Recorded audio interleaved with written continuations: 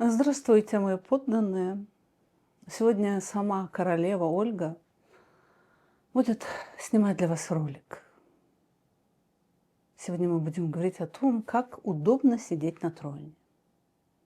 Трон нужен каждому человеку, но только самое-самое достойное на него наконец-то попадает.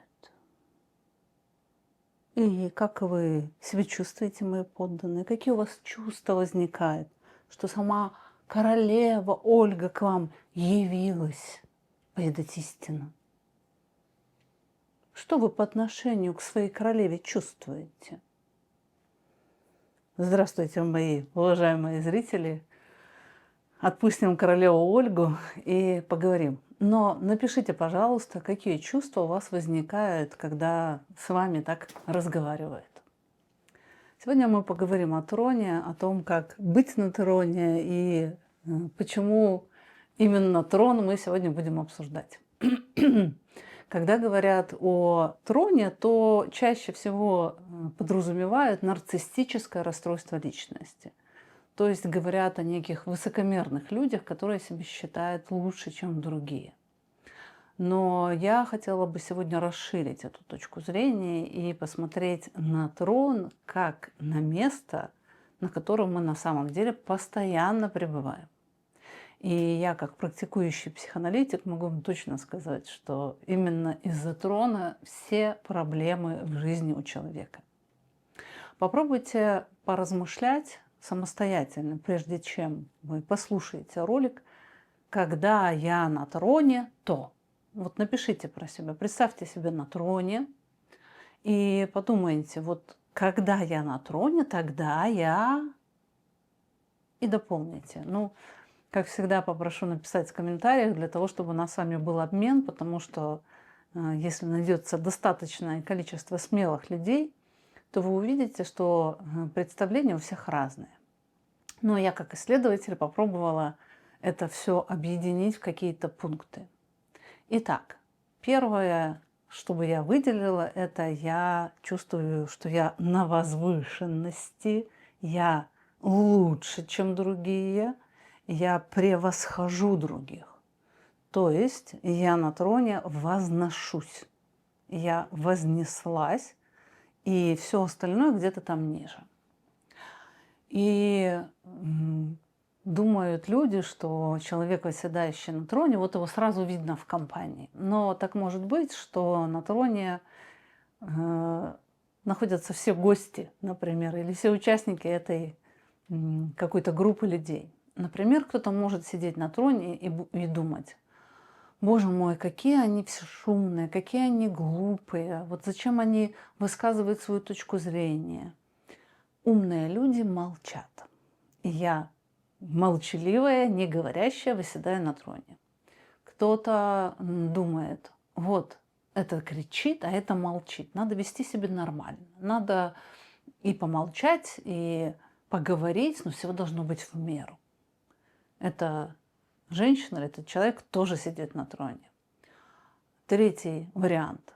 О, я душа компании, все на меня смотрят, я самая яркая здесь, я королева этой компании. И эта женщина тоже будет на троне. А какая-то женщина будет сидеть, рассматривать колечко с бриллиантом и думать: это молчит, это кричит, это что-то пытается тут разговаривать.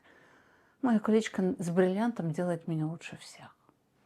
То есть, видите, каждый из этих 4 персонажей лучше. И эту лучшесть человек создает внутри, но при этом не присваивает ее. Он воспринимает это как правильность, то есть у него теряется вот это его «я». Давайте еще подумаем на троне. Что на троне? Если я на троне, то что мне можно? Я могу, например, казнить и миловать. Я могу листать ленту и говорить: это какая-то ерунда, это глупость, а вот это ничего. То есть я сижу и выношу оценочное суждение. И этим оценочным суждением я как император или казню, ставлю дизлайк, или милую, поднимаю палец вверх. И кто-то придумал очень здорово лайки и дизлайки Мы в этот момент, как императоры, которые решают судьбу другого человека, лайкнуть или не лайкнуть. То есть это тоже ощущение вот этого вот такого ощущения власти над этим миром. Давайте еще подумаем, что я могу на троне. Могу на троне вести себя как угодно. То есть я могу капризничать, могу злиться, и меня надо терпеть. Я могу не хотеть разговаривать с кем-то. Я могу кого-то отчитать, как царствующая на троне, потому что я знаю, как надо обращаться с людьми, я всегда действую правильно. И все мои чувства, вот то, что я чувствую, то и есть. Если ты мне не нравишься, значит, ты плохой человек. Ты мне нравишься, ты хороший человек. Ну что же, начинаете себя потихоньку узнавать. Давайте еще добавлю. Четвертое – это мои желания исполняются.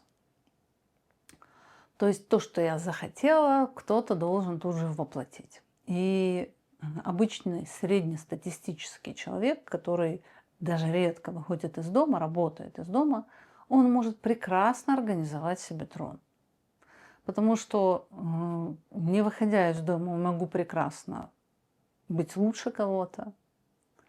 И люди, которые лучше меня, то их лучшесть, она получена каким-то нечестным путем. Или им просто повезло. То есть, видите, я постоянно испытываю голод по ощущению своего превосходства над миром. И люди справедливо возражают на это, когда они говорят: ну что вы, это вы рассказываете про каких-то там нарциссов, которые всех обесценивают. Но это не так. Я думаю, что если вы достаточно честны, то вы в каждом пункте, который я перечислила, в той или иной мере узнали себя. И эта организация себе царствия своего, она чем опасна? Почему я именно эту тему вынесла сегодня в ролик? Потому что когда мы начинаем соприкасаться с миром, с людьми, у нас возникает большое количество напряжения. То есть вот эти три ведущие эмоции мира имени себя, страх, боль и злость, они чем больше наша корона, чем выше наш трон, тем больше у нас будет страха, общения с людьми, и будет больше или боли, или злости.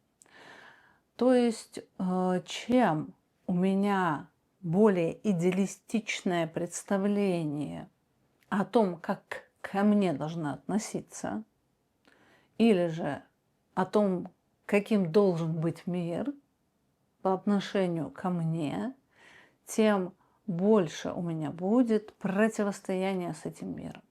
То есть фактически мы с вами можем изобразить нахождение человека в мире имени себя как отдаленность от той границы, где он соприкасается с миром.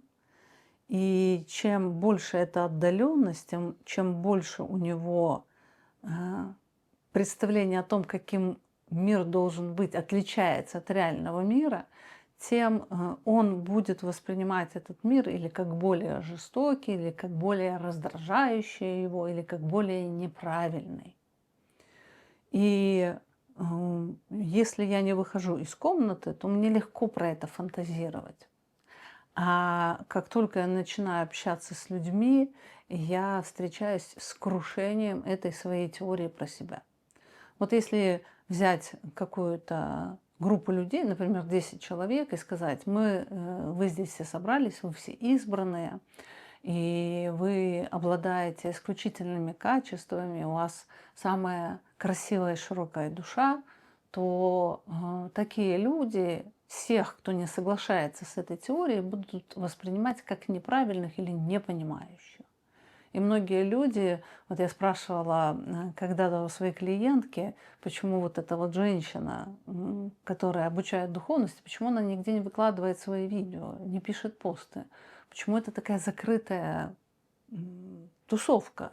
И она говорит: потому что люди не поймут. То есть, видите, если достаточно надежно спрятаться от людей, то можно сочинять любую дичь, и ты не будешь проходить испытание реальностью. Вот этот последний пункт про исполнение желаний, который я тоже упомянула в списке, тоже мы интересные игры с собой играем. Например, когда я не могу какое-то желание удовлетворить, я его отменяю. Говорю, ну и не надо, например. Или же я могу помечтать о том, как я этим обладаю желаемым у себя в голове. И для нашей психики все равно, фантазии мы это желание удовлетворили или на самом деле. Ну, есть разница, но я тоже чувствую эту удовлетворенность. То есть фактически, чем глубже человек сидит в своем троне, тем у него меньше будет голода по значимости, и тем больше будет претензий к внешнему миру, и тем меньше он будет способен смотреть на себя. Потому что наша неполноценность, она тоже создается из-за этого трона.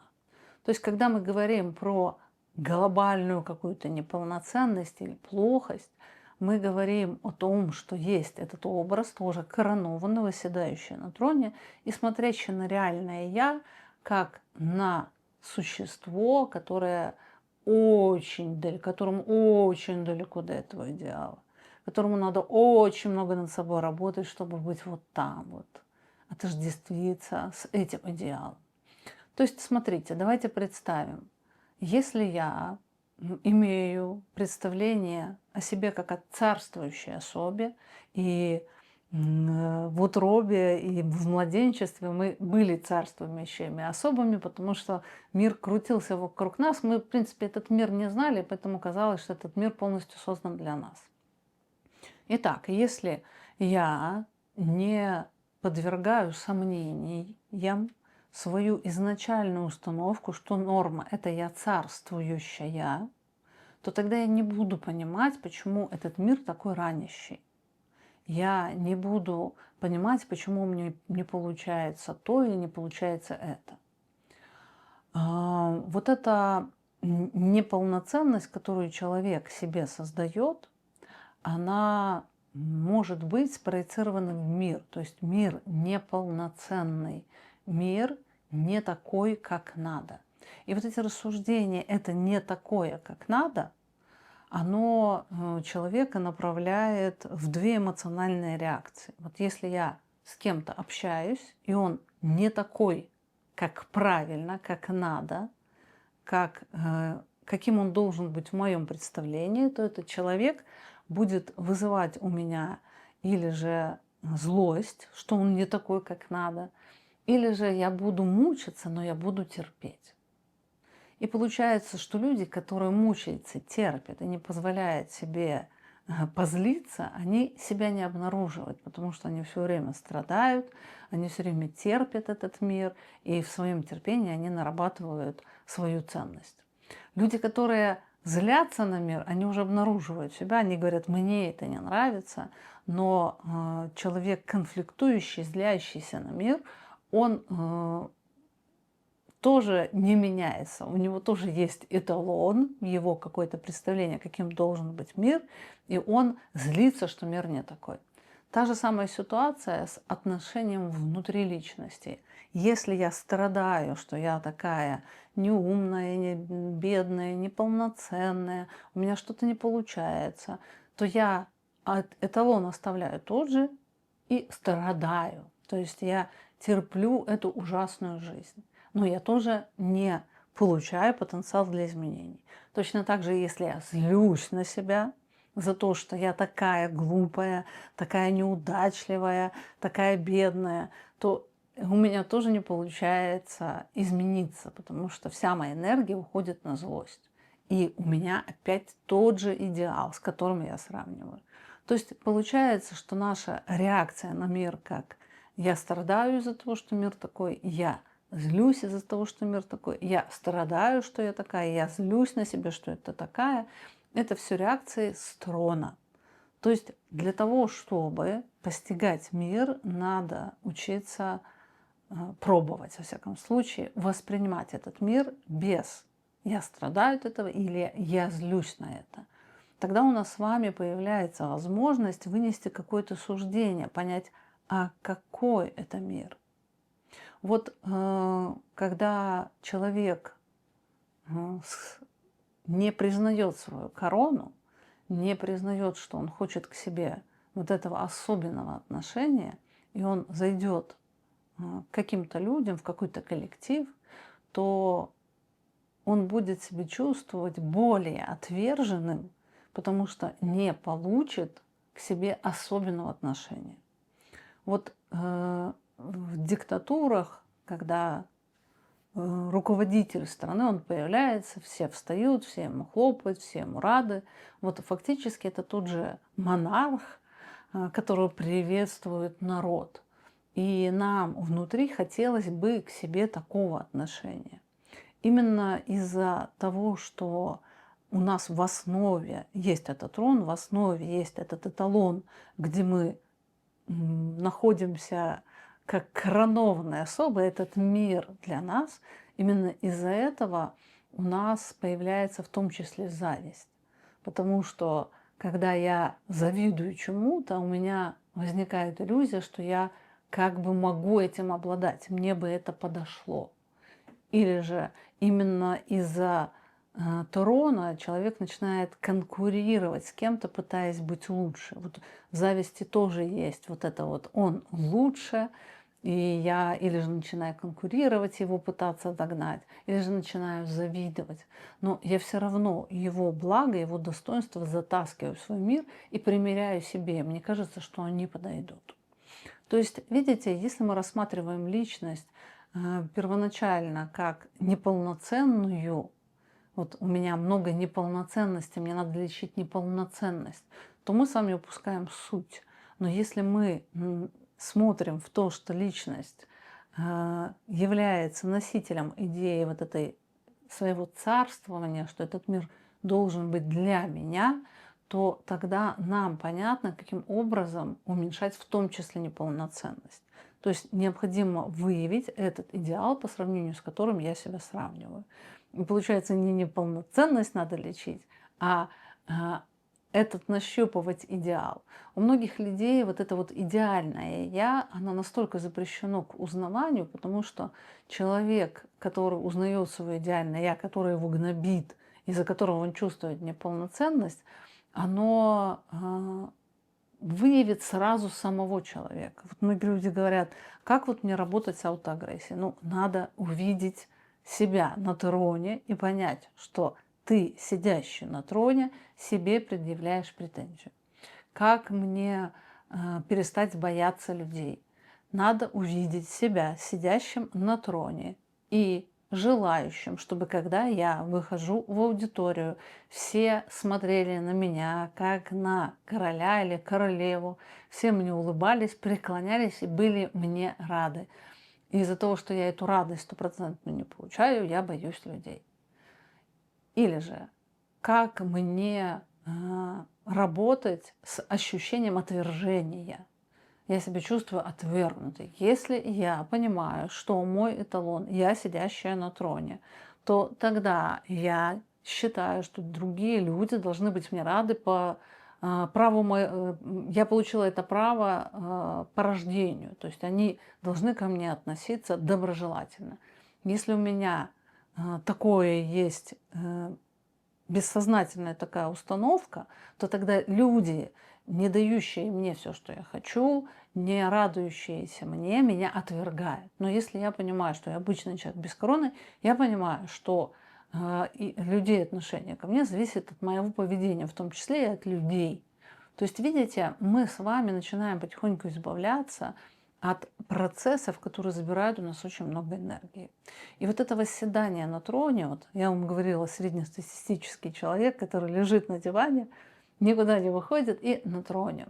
У этого человека даже нет голода неполноценности. То есть, когда я выявляю вот эти все процессы, про которые мы поговорили, тогда у меня появляется разоблачение всех этих сказок, которые я себе рассказываю.